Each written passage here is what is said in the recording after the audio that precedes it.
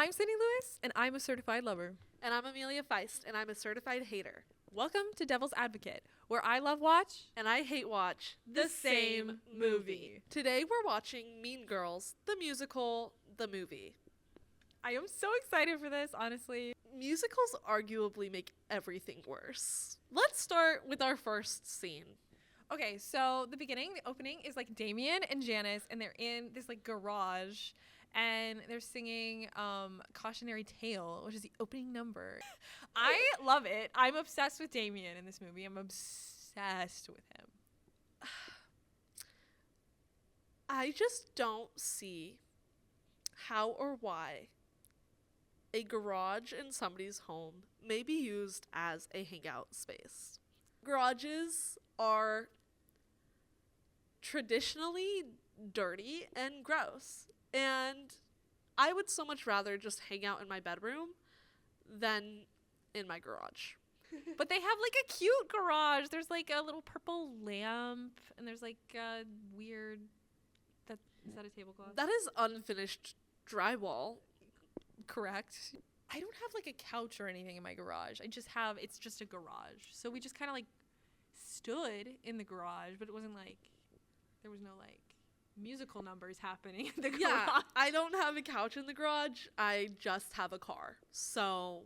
And then the garage door opens and we meet our lovely protagonist, Katie. Movie musical Katie. She's there.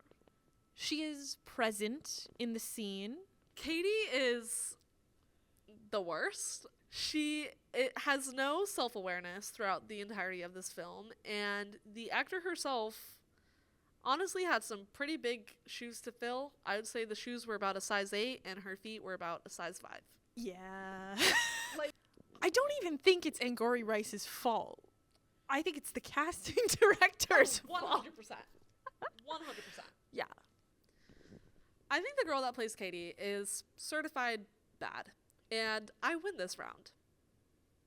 It's not a competition, but I still won. I will momentarily concede this one battle. So, after we meet our lovely protagonist, Katie, we're in the African wilderness. There's a song. And then we go to school. And, yeah. So, Katie moves. She moves to from Kenya Illinois. To Illinois. She has some trouble fitting in, and she finds two people that kind of are giving her the lay of the land. That's where we meet the Plastics. Regina, Karen, and Gretchen Wieners. Oh, because the Plastics are the best thing about this movie. Renee Rapp as Regina George. Amazing. Mind-blowing. She is the moment. Avantika as Karen. Runner-up to Renee Rapp, which ain't easy. And Gretchen was good too. I really liked Gretchen. She had like some really quippy one-liners. Meet the Plastics is a great song. The little Regina George bit where she's like, I am Regina George, gets stuck in my head all the time. I'm not going to sit here and lie and say that the Meet the Plastics scene is bad. However, I will say that it is not relatable at all whatsoever. I am not the most credible person to talk about high school lunchrooms, as I ate lunch strictly in my theater teacher's office every single year of high school. However, the very few and very rare times that I did go into the cafeteria, there was not a queen bee. There was not anyone who people feared. Maybe I'm just built different and I'm just not scared of anyone, but I just think the idea of a popular group of girls, specifically at this current moment in time, doesn't really exist anymore. I think it's important to note that because this movie did do a really good job of modernizing the old version and including technology and including current phrases, but Mean Girls exist, but not in packs. I'm thinking they were more of a thing when the original movie came out. Oh, for sure. For sure. And then I don't think like bullying is like very like accepted now. to the degree that it was. Yeah. Which I think they make Regina a little more underhanded in this one. She has to be a little more sneaky about her mean girliness. But also, I don't think we're looking for realism here. I was negative 4 years old when Mean Girls, the original movie, came out. I'm a 2005 baby, and Sydney is older than me. Ha! I win. Halloween.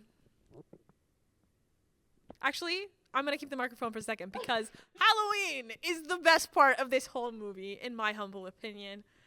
Avantika and Renee Rapp are, pretty much the stars of the entire Halloween sequence, including the numbers Sexy and Someone Gets Hurt, which are two of my favorite numbers of the whole movie.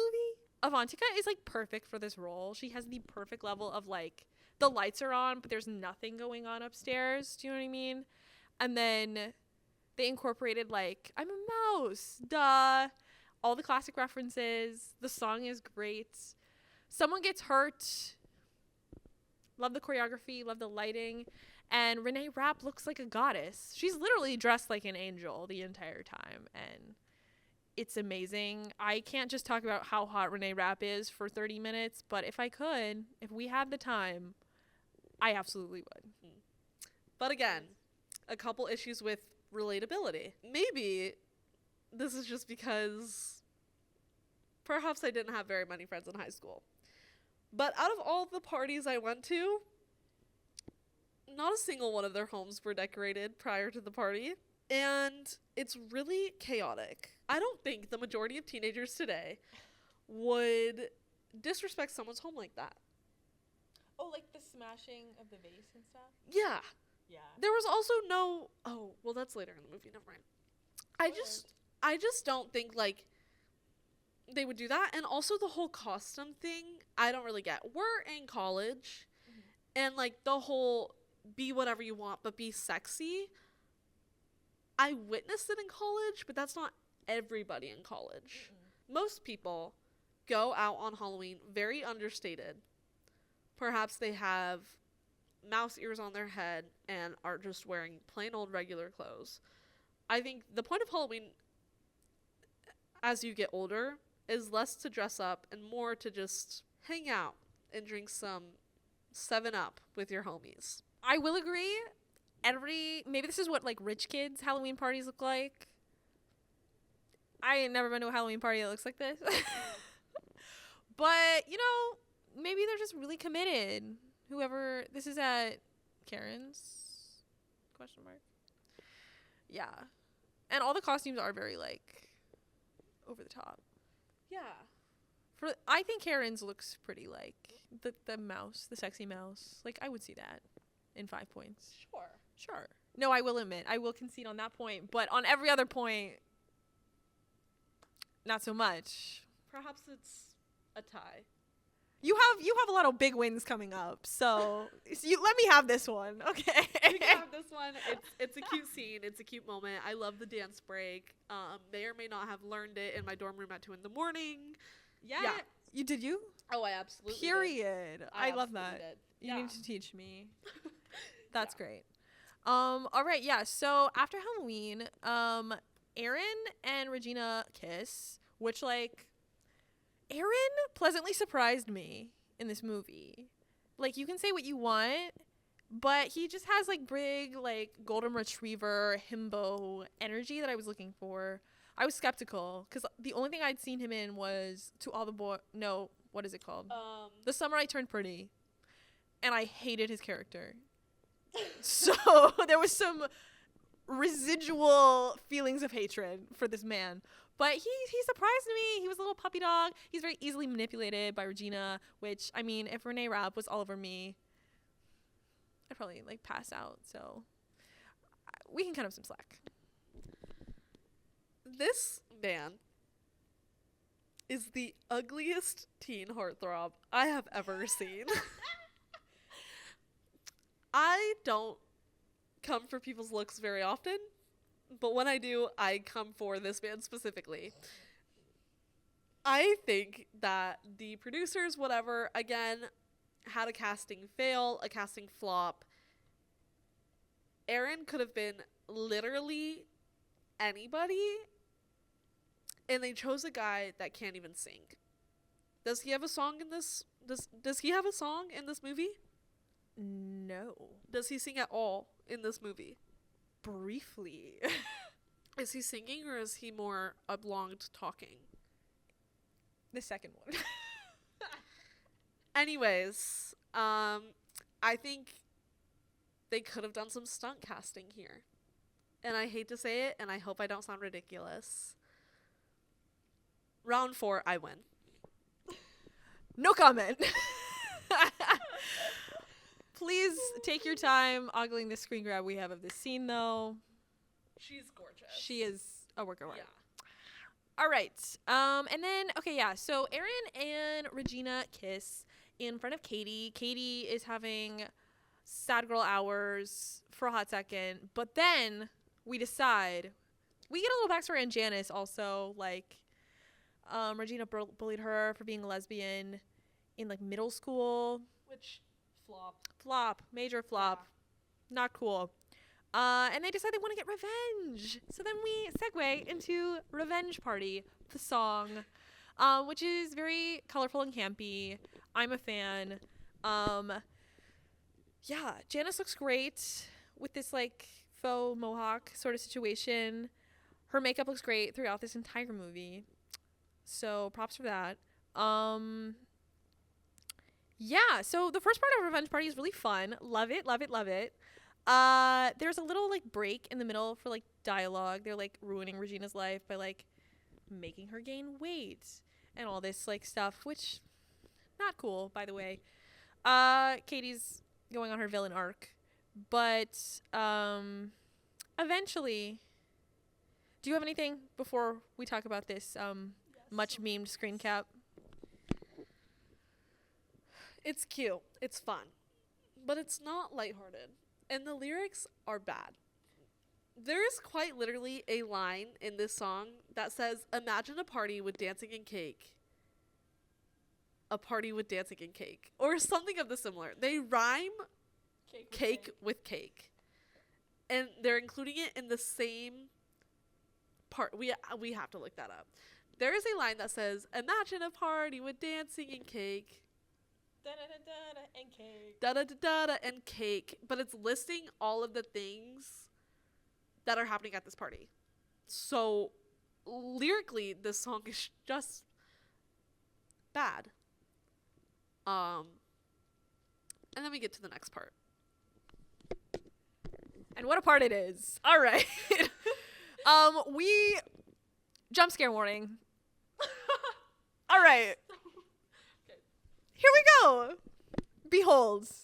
I cannot begin to describe all the ways in which they did this girl dirty, but I will admit it upped my enjoyment of the film quite a lot. So points for that and for making me laugh. Now, more from Amelia.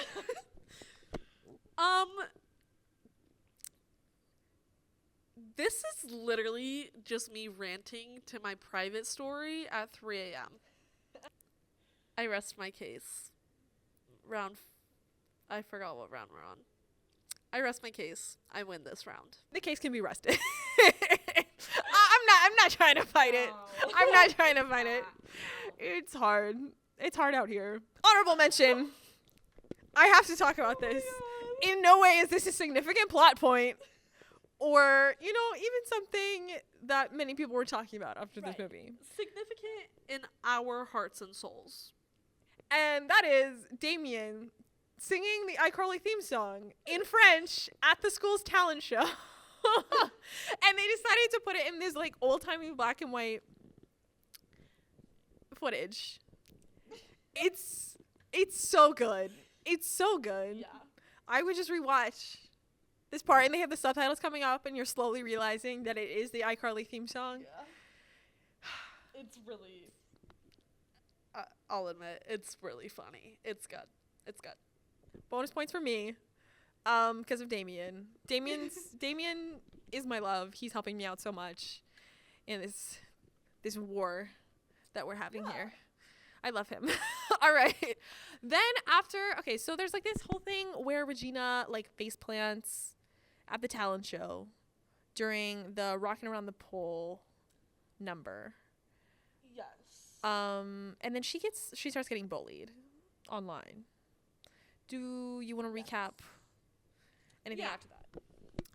So she starts getting bullied online, and she kind of comes to find out that Katie, is this right? She kind of comes to find out that Katie has been a mastermind trying to ruin her life and steal her boyfriend.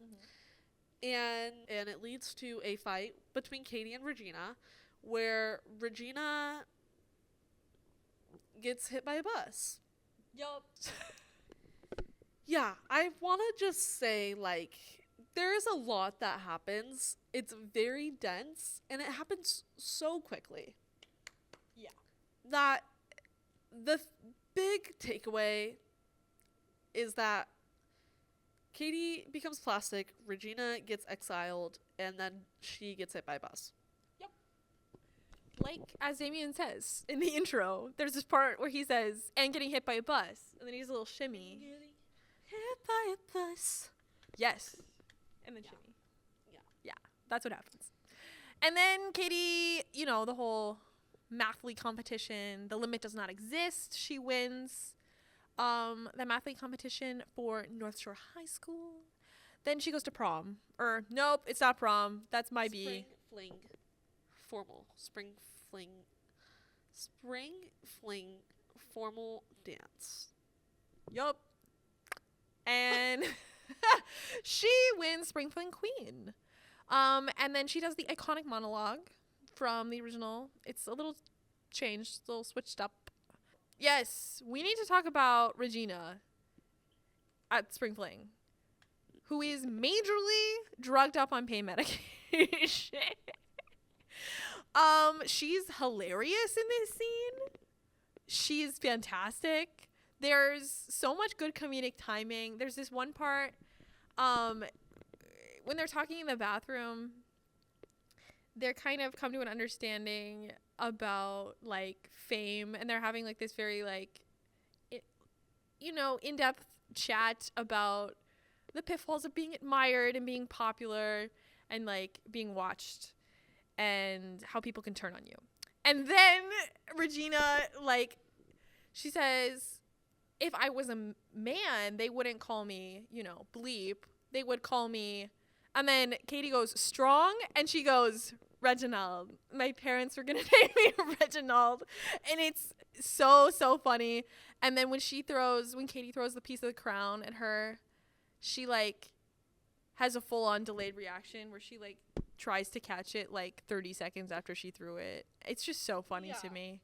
Also, you speak on this. So the whole bathroom scene where Regina is like on pain meds and in this neck brace is again an issue of relatability. I don't think any doctor cleared her to be doing any of that. I love the necklace she put around the neck brace. Unfortunately, it is the chuggiest thing I've ever seen. So there's that. And also the bathroom is decorated. I want to know what their student government's budget is. Maybe this goes back to the Halloween house party being decorated so immensely.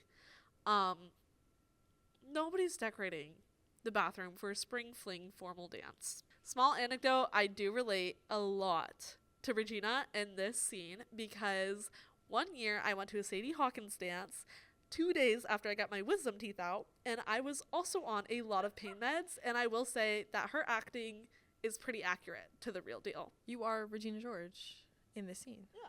Or you were at one point. Yeah. It is, the necklace is reminding me of, that girl on TikTok who she does like videos about like the early 2000s, like going out in the early 2000s, and everybody always had to wear a statement necklace, and it's like the chunkiest thing you've ever seen. Yeah. This is that necklace. Yeah, it is for sure. But it had to do a lot to stand out against the corrective neck collar that she's wearing. So, This is true. you know, Yeah. give it some slack.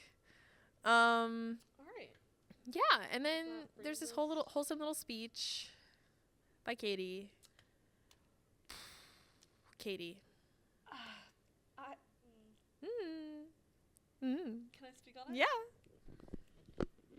I think the speech is stupid. I think she is way too sentimental about it. She's literally been at North Shore for less than a year, and she's not even a senior. Right? They're like sophomore, junior. Erin is a senior. So she's not even a senior. So why she's winning point blank period doesn't really make a lot of sense. And I think she never really got to feel the consequences of her actions. She had the whole burn book thing. She had the whole realizing that herself is an awful human being, but no one ever said that to her face. She didn't have to go through any of the hard stuff that Regina had to go through. She didn't have to go through any of that. And then she literally just did some self-reflection and then won the mathletes competition and won spring queen fling dance all in the same night. They did kind of speed run her redemption arc. I mean, like, people are kind of like mad at her because they think she wrote the whole burn book by herself. But I don't know. There's never really any like public like Yeah. she doesn't get hit by a bus.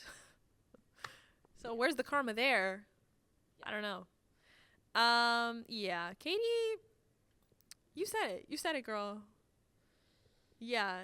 Also, it's wild to think of them as being like sophomores or juniors. Right? Like, like you're children. What's going on? Yeah. Like, Regina just got her driver's license. You're right. You're very right. And yeah, Renee Rapp playing a 16-year-old. We're giving people issues, y'all. Yeah, don't even get me What is started. this? This is like the Riverdale effect. Yeah, this is bad. This movie is bad. This is a bad movie. It is not all bad. Although, Katie Heron. Right. Conclusions. Woo. This movie is cute for preteens and their mothers. I don't think the audience that the movie was made for is necessarily the audience that this captivates. And I think issues come up with relatability, plot. It's just kind of a messy plot. There's a lot that happens. It's a lot of back and forth. And aside from Renee Rapp and Avantika, acting was subpar. Erin should not have been casted as Erin. Katie should not have been casted as Katie. Gretchen was... She lived up to the character. She didn't add, she didn't subtract. Overall, pretty mid. This movie, on a scale of 1 to 10, gets a 2. Yikes. I will say overall, this had big shoes to fill. Did it fill them? Maybe not. But it was a wonderful, campy, enjoyable ride. You can't take it too seriously. Go into it, expecting just some fun. Just to have a little good time. Just, Katie, enjoy roasting Katie. Enjoy that. And then enjoy all the other good parts of the movie. I love Damien. Janice was good. The costuming, I know this is kind of a hot take because people were like mad that it wasn't all in Y2K. But I liked the costuming in this movie, especially for Damien and Janice. Their makeup was also really good. Avantika was great as Karen. Loved her. Renee Rapp. What more is there to say? I don't think you want me to say more because I won't shut up. No. But I love her. And she was really good in this. Besides not looking at all like a 16-year-old, she was the perfect Regina George. I think she either originated on Broadway, Regina George. Yeah. Well, she wasn't the original Regina. No, she was She like played, a year after opening. Yeah. And it shows. She embodies the character. She's like seems familiar with it. I don't think the Aaron slander is warranted. He gave me puppy dog energy. He was, cute enough in that like, one straight guy in the theater department sort of way. And I think he just, he did what he was there for, he was cute. He was kind of like himbo energy. Like he wasn't thinking too hard. Yeah. And I just think like the production was really cool. It was colorful. It was poppy. The songs were good despite some minor lyrical faux pas. Yeah. So I think it was good for what it was. Do you want a scale of 1 to 10 it? On a scale of 1 to 10, I'm going to say 7. A good 7. Lucky number. Yeah. Thank you so much for watching the first ever episode of Devil's Advocate. Hopefully there will be many more to come. Do you want to say anything about our inaugural episode? Let us know what you think. Actually, do we have a comment section? Don't let us know what you think. Be nice. Okay. And let us know what you think. I think I'm a certified hater. She's a certified lover. That's it.